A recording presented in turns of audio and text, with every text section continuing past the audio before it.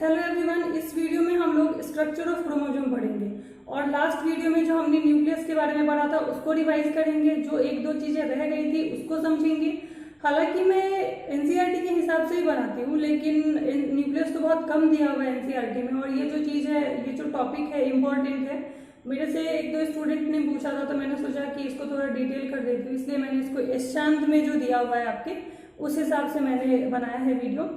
तो देखो, चलो स्टार्ट करते हैं। सबसे पहले एक बार रिवाइज करते हैं कि हमने पिछले क्लास में क्या क्या पढ़ा था, और जो एक दो चीजें मिस हो गई थी, रह गई थी, उसको हम समझेंगे और उसके बाद क्रोमोसोम का स्ट्रक्चर पढ़ेंगे। ठीक है, बहुत डिटेल में नहीं जाना है, फर्दर के क्लासेस में और ज्यादा पढ़ना है, लेकिन अभी जो भी आपके एस चांद में दिया हुआ है उस हिसाब से मैंने न्यूक्लियस टॉपिक को तैयार किया। ठीक है, तो हमने जो लास्ट वीडियो में पढ़ा था उसको एक बार रिवाइज करते हैं। सबसे पहले कि देखो, ये मान लेते हैं सेल है, सेल के अंदर ये न्यूक्लियस है। इस न्यूक्लियस को हमने डिटेल में पढ़ा था, यानी कि न्यूक्लियस को जब निकाल के और इस तरह से इसका हम शेप बनाएंगे, स्ट्रक्चर बनाएंगे, तो इस तरह का स्ट्रक्चर बनेगा इसका।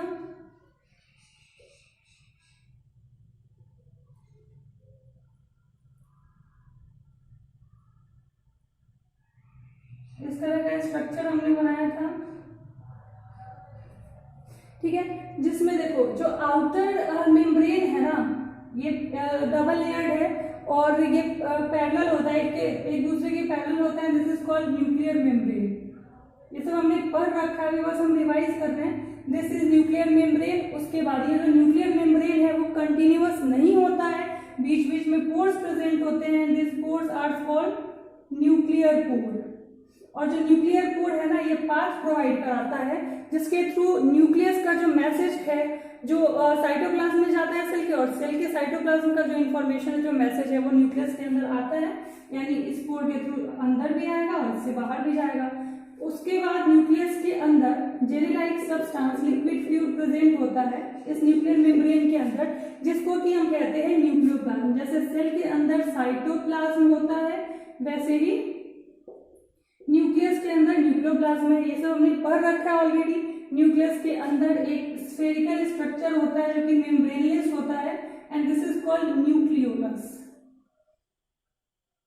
न्यूक्लियोलस जो है, इसका नंबर वेरी करता है, डिपेंड करता है सेल को कितना प्रोटीन सिंथेसिस करना है। अगर सेल को प्रोटीन बहुत ज्यादा सिंथेसिस करना होगा तो न्यूक्लियोलस का नंबर जो है वो ज्यादा होगा। अगर प्रोटीन कम सिंथेसिस करना होगा तो न्यूक्लियोलस का नंबर जो है वो कम होगा। न्यूक्लियोलस जो है वो आरएनए प्लस प्रोटीन से बना हुआ होता है।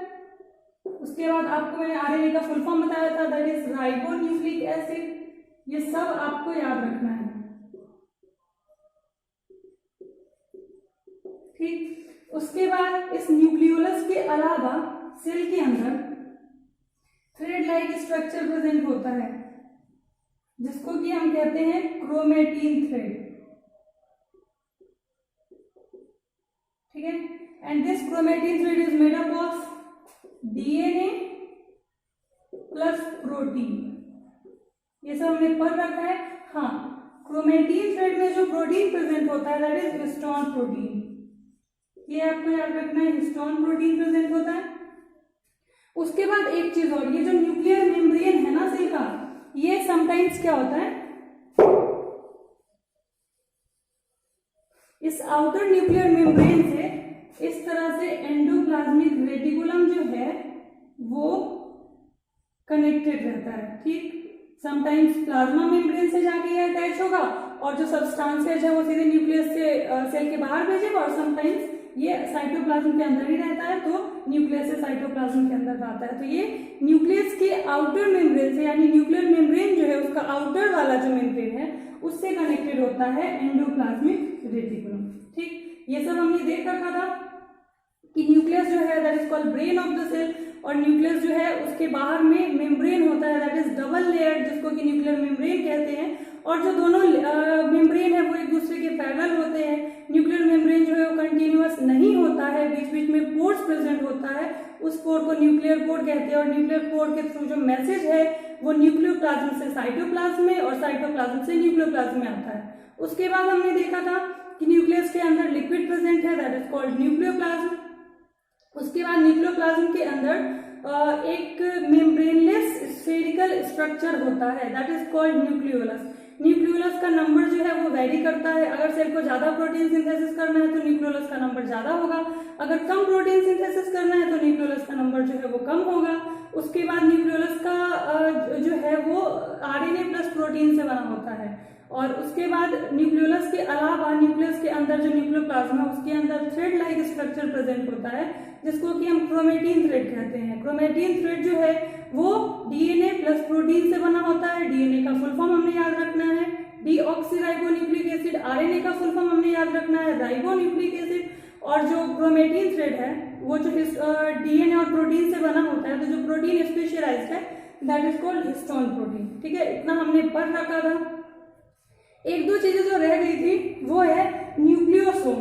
देखो हमने क्या पढ़ा,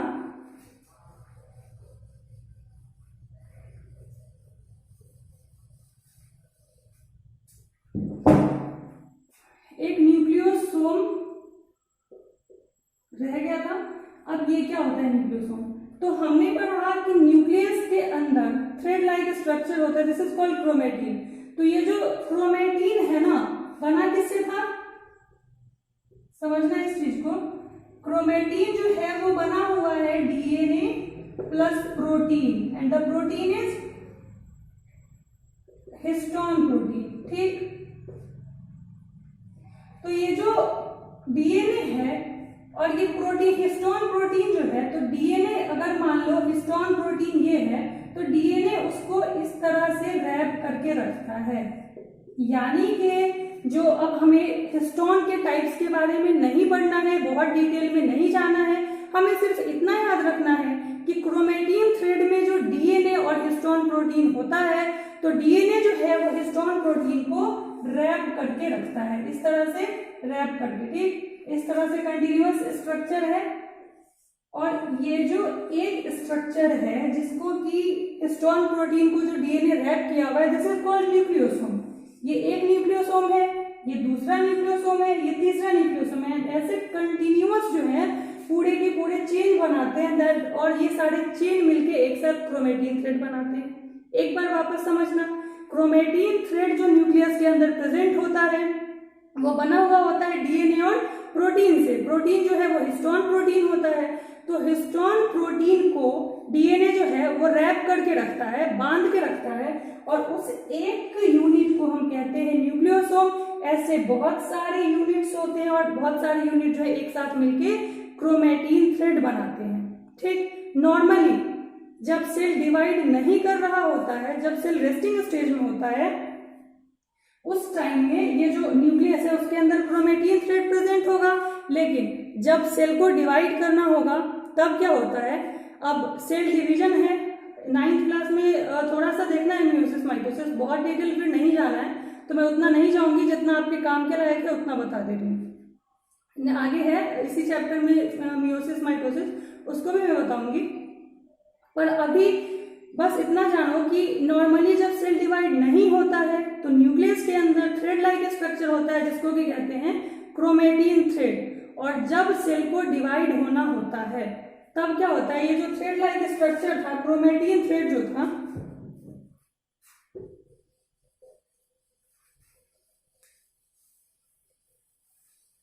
जो थ्रेड लाइक स्ट्रक्चर था, जैसे कि अगर ये न्यूक्लियस है लेट्स से, और इसमें जो ये थ्रेड लाइक स्ट्रक्चर था ये कंडेंस होना शुरू हो जाता है। यानी कि मान लो इस तरह का स्ट्रक्चर न्यूक्लियस के अंदर प्रेजेंट है, तो ये कंडेंस होना शुरू हो जाएगा सेल डिवीजन के टाइम में। और कंडेंस होना शुरू होगा तो क्या बनाएगा, 8 शेप स्ट्रक्चर, जिसको कि हम कहते हैं क्रोमोसोम। बात समझना कि नॉर्मली जब सेल डिवाइड नहीं कर रहा है उस टाइम में उसके न्यूक्लियस के अंदर प्रेजेंट होता है थ्रेड लाइक स्ट्रक्चर, जिसको कि कहते हैं क्रोमेटिन। और वो क्रोमेटिन सेल डिवीजन के टाइम में कंडेंस होना शुरू हो जाता है, जमना शुरू हो जाता है, और तब जाके 8 शेप स्ट्रक्चर, देखो ये 8 लग रहा है, 8 जैसा लग रहा है, 8 शेप स्ट्रक्चर बनाता है, जिसको कि हम कहते हैं क्रोमोसोम। ठीक, क्रोमोसोम में और क्रोमेटिन में कोई डिफरेंस नहीं है, सिर्फ यही डिफरेंस है कि क्रोमोसोम जो है वो भी प्रोटीन से और डीएनए से बना हुआ होता है, जो क्रोमेटिन थ्रेड है वो भी प्रोटीन से और डीएनए से बना हुआ होता है। लेकिन जब सेल रेस्टिंग स्टेज में है तो ये थ्रेड लाइक स्ट्रक्चर है, दिस इज कॉल्ड क्रोमेटिन। और जब सेल को डिवाइड होना होता है तो ये जो क्रोमेटिन है वो कंडेंस होना शुरू हो जाता है और तब बनाता है क्रोमोसोम। ठीक, इतना आपको पढ़ना है। उसके बाद आते हैं स्ट्रक्चर ऑफ क्रोमोसोम में।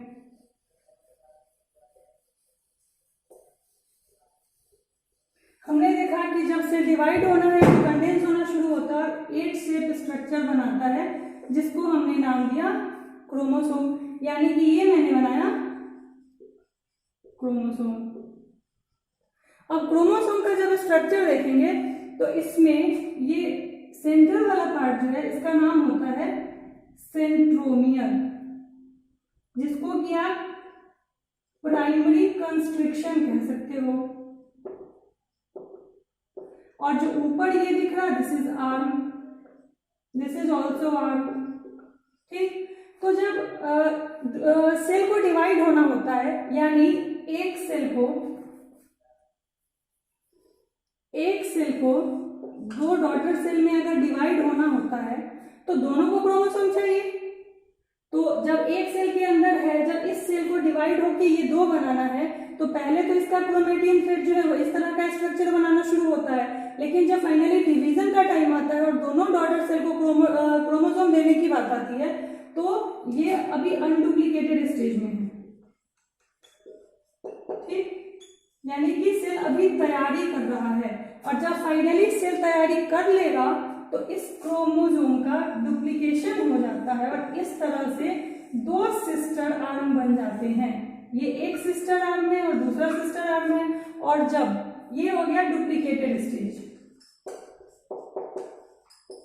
और उसके बाद जब डिवीजन कंप्लीट होता है, जब दोनों सेल में जाने की बात आती है तो ये एक सिस्टर आर्म ये हो गया और दूसरा सिस्टर आर्म, यानी कि बीच से ये डिवाइड हो जाते हैं और दोनों सिस्टर आर्म जो है वो एक एक डॉटर सेल में, अगर यहाँ पे मान लो इस तरह का स्ट्रक्चर है तो दोनों डॉटर सेल में ऐसे एक एक सिस्टर आर्म आ जाएंगे।